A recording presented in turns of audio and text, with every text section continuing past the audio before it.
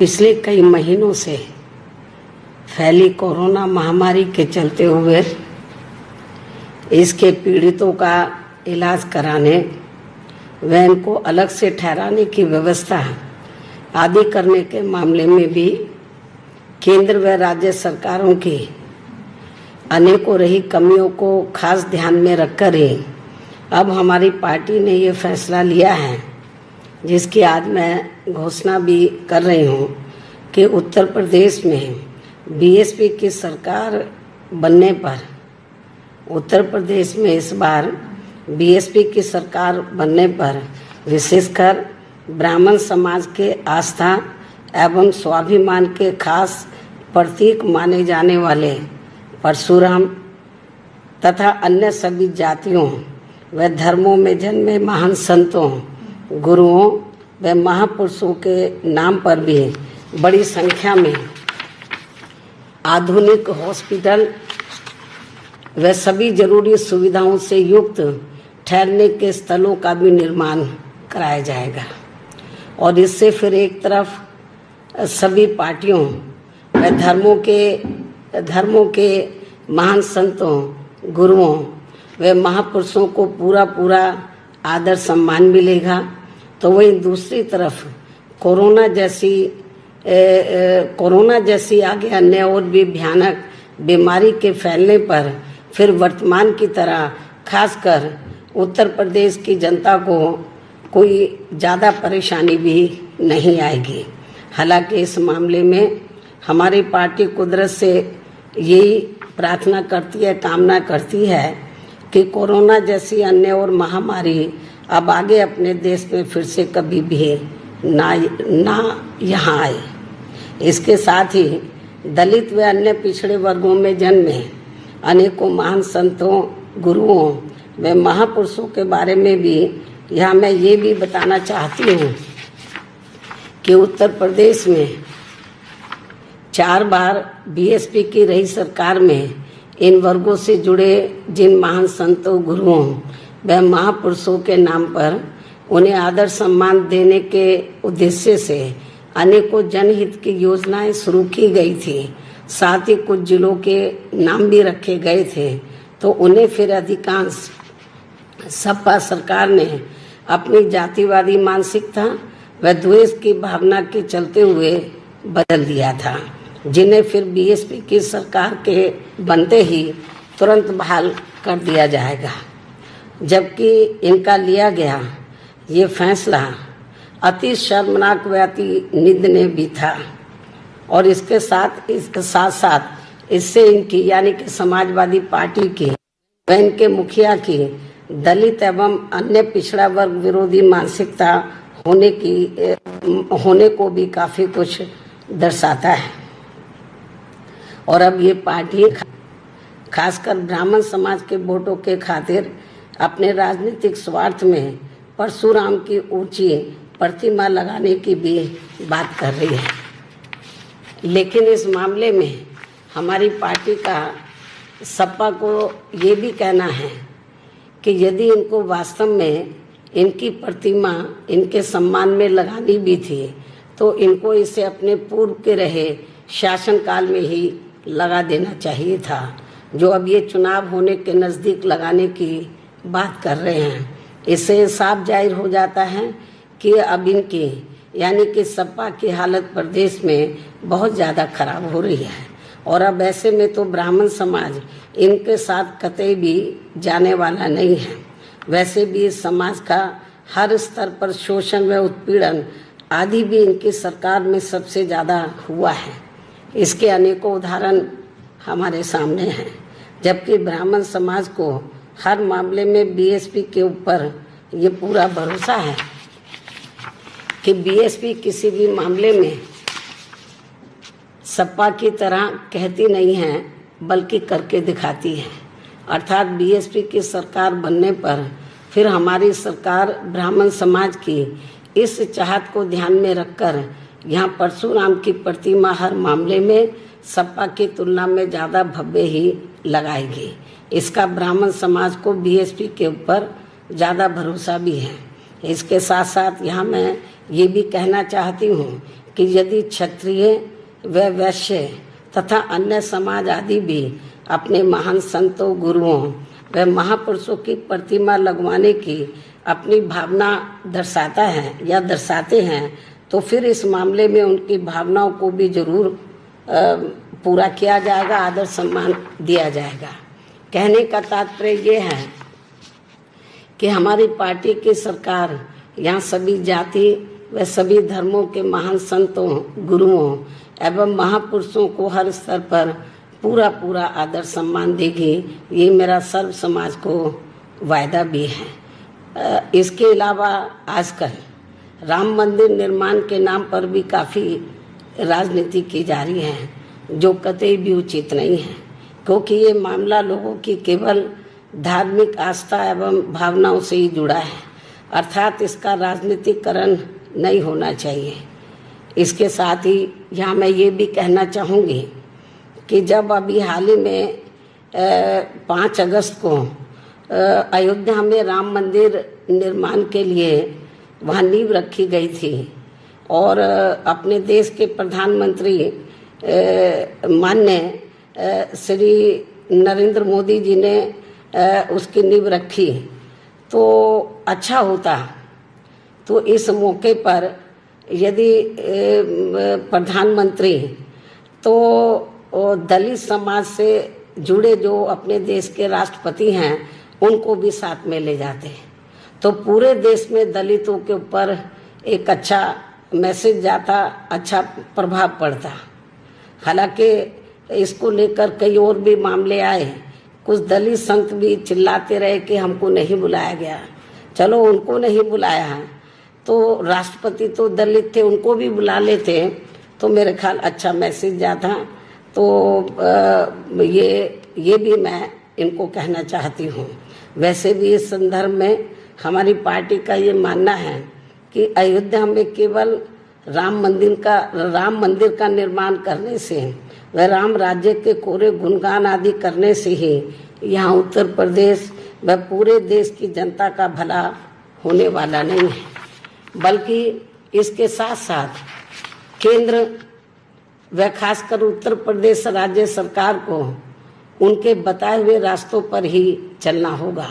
अर्थात उनकी सोच व कार्यशैली पर भी इन्हें अमल करना होगा। जैसा कि कानून व्यवस्था के मामले में अब पूरे तौर से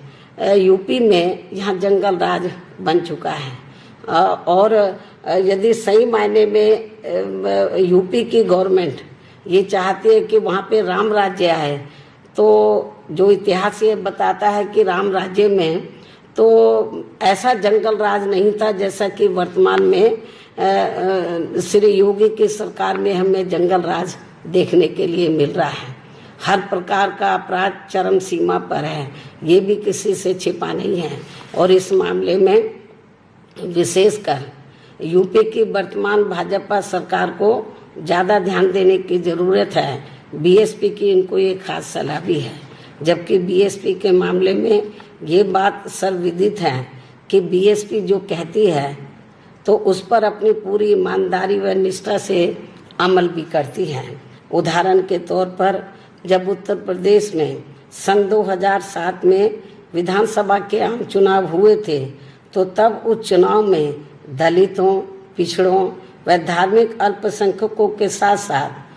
खासकर मुस्लिम व अन्य धार्मिक अल्पसंख्यकों के साथ साथ अपर कास्ट समाज में से विशेषकर ब्राह्मण समाज ने भी अधिकांश अपना वोट बीएसपी को ही दिया था। तो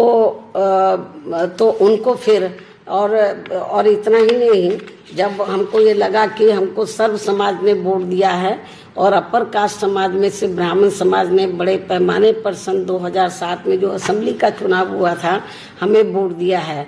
तो उनको फिर हमने यानी कि ब्राह्मण समाज को फिर हमने अपनी पार्टी व सरकार में भी उन्हें हर स्तर पर उचित प्रतिनिधित्व भी दिया था। इसी प्रकार हमने क्षत्रिय समाज व अन्य सभी समाज को भी हर मामले में उचित भागीदारी दी थी और खासकर दलितों, अन्य पिछड़े वर्गों एवं मुस्लिम व अन्य धार्मिक अल्पसंख्यकों के हितों का तो हर मामले में हर स्तर पर प्राथमिकता के आधार पर हमने पूरा ध्यान रखा था और इनके विकास व उत्थान के लिए हमने अनेकों महत्वपूर्ण फैसले लिए। हालांकि उस चुनाव में विशेषकर ब्राह्मण समाज को कांग्रेस, सपा व बीजेपी ने भी गुमराह करने की पूरी कोशिश की थी, जिनके शासनकाल में इस समाज का हर स्तर पर सबसे ज़्यादा शोषण व उत्पीड़न किया गया था और बीजेपी के वर्तमान शासनकाल में तो इनका अभी भी काफ़ी ज़्यादा शोषण व उत्पीड़न आदि हो रहा है। और इतना ही नहीं बल्कि कानपुर विकास दुबे कांड की आड़ में अब तो पूरे उत्तर प्रदेश में यहाँ समूचे ब्राह्मण समाज का हर स्तर पर काफ़ी ज़्यादा शोषण व उत्पीड़न आदि किया जा रहा है, जो किसी से छिपा नहीं है। जबकि हमारी पार्टी व सरकार दूसरी पार्टियों, जबकि हमारी पार्टी व हमारी यहाँ सरकार, हमारी पार्टी की रही सरकार दूसरी पार्टियों की तरह अपने राजनीतिक स्वार्थ में किसी भी समाज के साथ मुंह में राम व बगल में छुरी की तरह बर्ताव नहीं करती है। सबको एक नज़र से देखती है, जो गलत है उनके खिलाफ कार्रवाई करती है, जो सही है तो उसके खिलाफ कार्रवाई नहीं करती है। अपने राजनीतिक स्वार्थ में तो जो सही लोग हैं तो उनके साथ किसी भी प्रकार का न्याय नहीं करती है, जैसा कि अब हमें देखने के लिए मिल रहा है। बात तो हम बड़ी करते हैं लेकिन काम उल्टा करते हैं, तो ये भी ठीक नहीं है। तो मैं इस बात को फिर दोहराना चाहती हूँ, जबकि हमारी पार्टी व सरकार दूसरी पार्टियों की तरह अपने राजनीतिक स्वार्थ में किसी भी समाज के साथ मुंह में राम व बगल में छुरी की तरह बर्ताव नहीं करती है, बल्कि परम पूज्य बाबा साहब डॉक्टर भीमराव अंबेडकर द्वारा निर्मित भारतीय संविधान के मुताबिक चलकर ही सबको न्याय दिलाने की बात करती है। और इतना ही नहीं बल्कि बीएसपी की सरकार बनने पर सर्वजन हिताय व सर्वजन सुखाय की नीतियों पर आधारित ही सरकार चलाती है। और अब अंत में मैं यही कहना चाहूँगी कि ये कुछ ज़रूरी बातें आज मैंने मीडिया के जरिए विशेषकर यूपी की जनता को सावधान करने के उद्देश्य से इसलिए रखी है क्योंकि यूपी में अब विधानसभा चुनाव का समय भी काफ़ी नज़दीक आता जा रहा है, ताकि इस चुनाव में फिर जनता अपना वोट किसी भी प्रकार की भावनाओं में बहकर ना करे तथा अपने हितों में आजमाई हुई पार्टी को ही अपना वोट करें, यानी कि वोट दें, अर्थात बीएसपी को ही अपना वोट दें, क्योंकि बीएसपी की कथनी करने में कभी भी उत्तर प्रदेश की जनता को अंतर देखने के लिए नहीं मिला है। जो कहती है उसके ऊपर पूरी ईमानदारी निष्ठा से अमल करती है। तो इसलिए एक ही पार्टी है उत्तर प्रदेश में बीएसपी, तो जो सर्व समाज के हितों का तो उनके डेवलपमेंट के मामले में पूरा ध्यान रखती है। विभिन्न क्षेत्रों में जो लगे लोग हैं